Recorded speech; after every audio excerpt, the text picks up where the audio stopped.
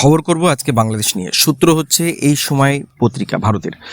বৈষম্য বিরোধী ছাত্র আন্দোলন চলাকালীন অর্থাৎ জুলাই আগস্টের গণহত্যা মামলায় বাংলাদেশের প্রাক্তন প্রধানমন্ত্রী শেখ হাসিনার বিরুদ্ধে তদন্ত 1 মাসের মধ্যে শেষ করার নির্দেশ দিল ঢাকার আন্তর্জাতিক অপরাধ ট্রাইব্যুনাল।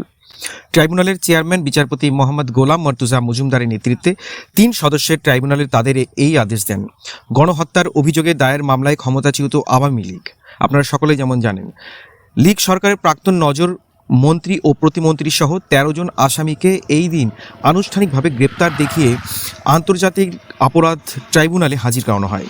এই 13 জনের মধ্যে রয়েছেন আওয়ামীর প্রাক্তন মন্ত্রী আনিসুল হক, ফারুক খান, দীপু মনি থেকে শুরু করে হাসিনার বিনিয়োগ উপদেষ্টা সালমান এফ রহমানি, আপিল বিভাগের অবসরপ্রাপ্ত বিচারপতি শামসুদ্দিন চৌধুরীর মতো নামজাদারা।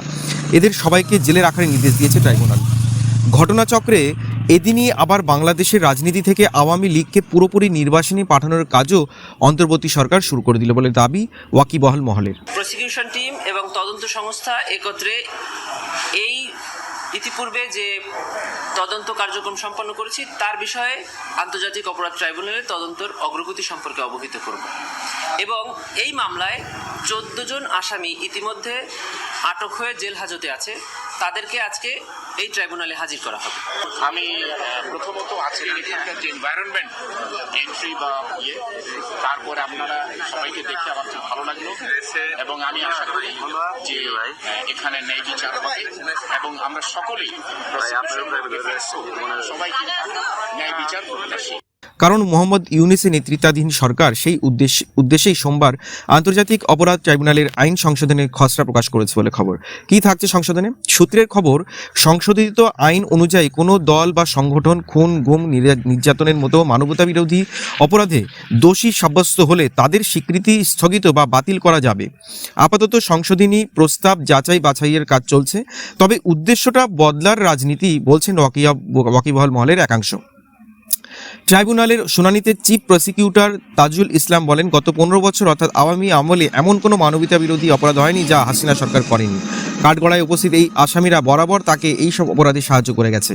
অভিযুক্তদের আইনজীবীরা এদিন তাদের মক্কেলদের সঙ্গে কথা বলার সুযোগ পর্যন্ত পাননি। শুনানিতে প্রধান আসামি হাসিনার প্রসঙ্গও ওঠে। চিফ প্রসিকিউটর জানান, ভারত থেকে তাকে ফেরাতে ইন্টারপোল ও 2 দেশের বন্দি বিনিময় চুক্তির ভিত্তিতে চেষ্টা করে যাচ্ছে সরকার।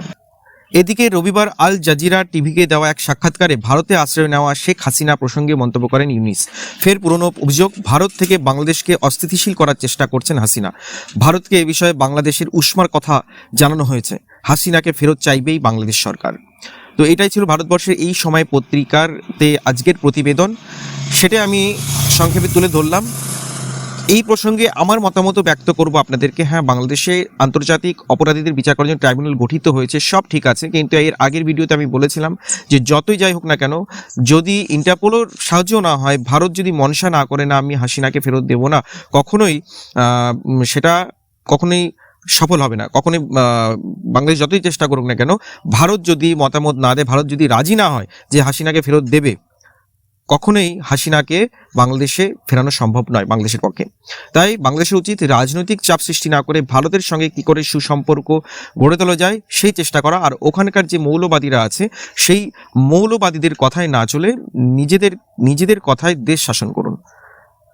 এটাই বলার ছিল। দেখা হচ্ছে পরের ভিডিওতে। নমস্কার।